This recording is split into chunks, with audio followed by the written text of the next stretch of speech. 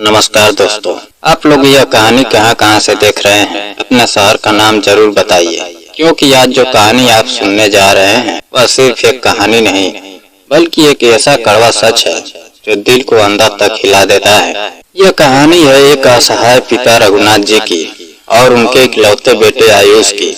रघुनाथ सहाय एक साधारण लेकिन बेहद ईमानदार और मेहनती स्कूल के शिक्षक थे, जिन्होंने अपनी पूरी जिंदगी अपने बेटे की परवरिश में लगा दी।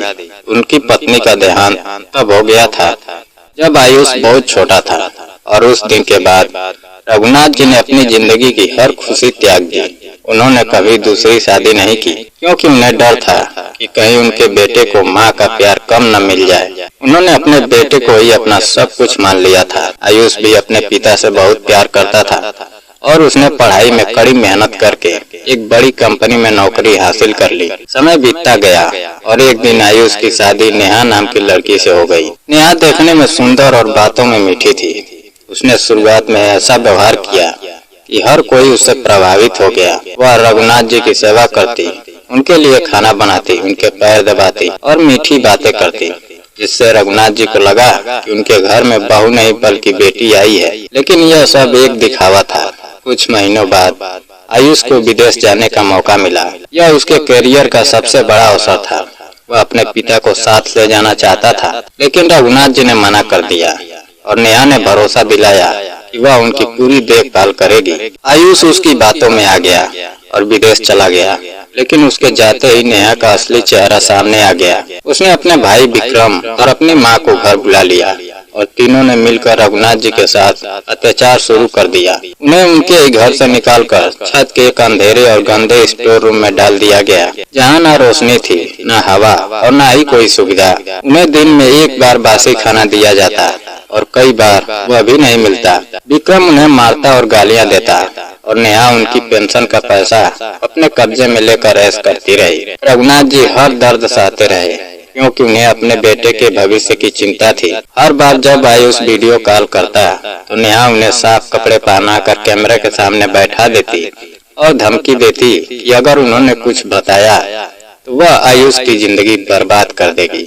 मजबूर होकर रघुनाथ जी हर बार मुस्कुराते हुए कहते कि वह ठीक है। धीरे धीरे उनकी हालत खराब होती गई।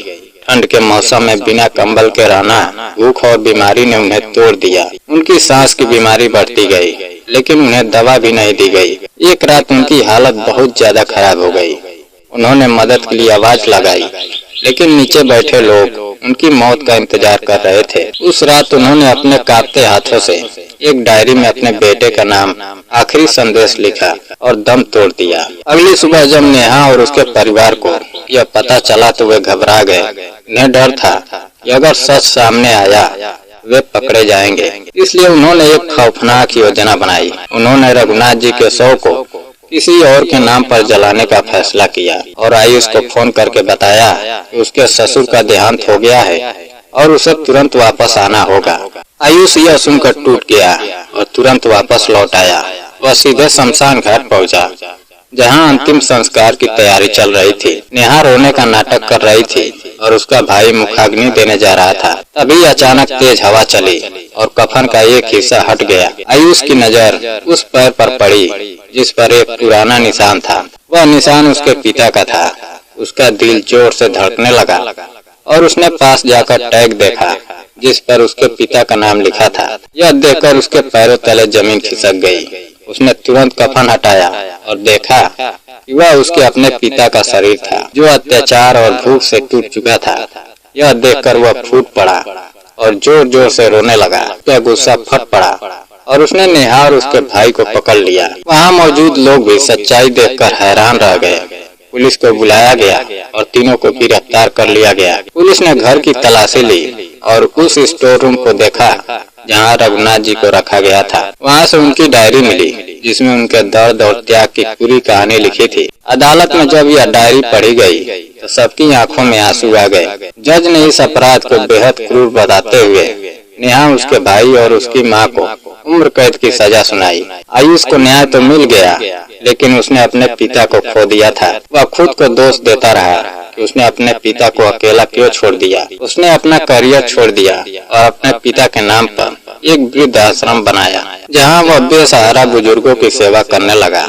वह हर बुजुर्ग में अपने पिता की झलक देखने लगा और उनकी सेवा करके अपने अपराध बोध को कम करने की कोशिश करता रहा। लेकिन उसके दिल का दर्द कभी खत्म नहीं हुआ। रात के सन्नाटे में उसे अक्सर अपने पिता की आवाज सुनाई देती, जैसे वह उसे पुकार रहे हों और पानी मांग रहे हों। तब वह घबरा कर उठ जाता और रोने लगता। उसे अपनी हर गलती याद आती और वह खुद को कभी माफ नहीं कर पाता। समय बीतता गया, लेकिन उसका दर्द कम नहीं हुआ।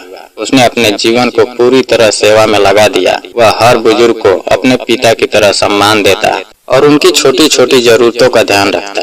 धीरे धीरे उस वृद्ध आश्रम की पहचान पूरे शहर में होने लगी। लोग वहां आकर सेवा करने लगे और कई बुजुर्गों को नया जीवन मिला। लेकिन आयुष के दिल में जो खालीपन था वह कभी नहीं भर पाया। उसे हमेशा लगता रहा कि काश वह समय को पीछे ले जा पाता और अपने पिता को उस नरक से बचा पाता। लेकिन जिंदगी में कुछ गलतियां ऐसी होती हैं जिन्हें सुधारा नहीं जा सकता और उनका दर्द इंसान को जिंदगी भर सताता रहता है। यह कहानी हमें यह सिखाती है कि माता पिता का सम्मान करना सबसे बड़ा धर्म है और जो लोग अपने बुजुर्गों के साथ गलत करते हैं उन्हें एक दिन उसका परिणाम जरूर भुगतना पड़ता है। इसलिए हमें हमेशा अपने माता पिता का ख्याल रखना चाहिए और उन्हें कभी अकेला नहीं छोड़ना चाहिए, क्योंकि उनके आशीर्वाद के बिना कोई भी इंसान सच में खुश नहीं रह सकता।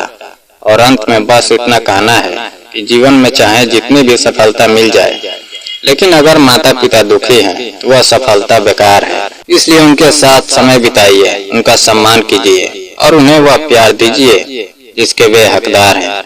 यही इस कहानी का सबसे बड़ा संदेश है। और अगर यह कहानी आपके दिल को छू गई हो तो इसे अपने दोस्तों और परिवार के साथ जरूर साझा करें, ताकि हर कोई इससे कुछ सीख सके और अपने माता पिता की सेवा कर सके। यही सच्ची इंसानियत है, यही सच्चा धर्म है और यही हमारे जीवन का सबसे बड़ा कर्तव्य है। दोस्तों, अगर कहानी पसंद आई हो तो वीडियो को लाइक और चैनल को सब्सक्राइब करना ना भूलें। जय हिंद।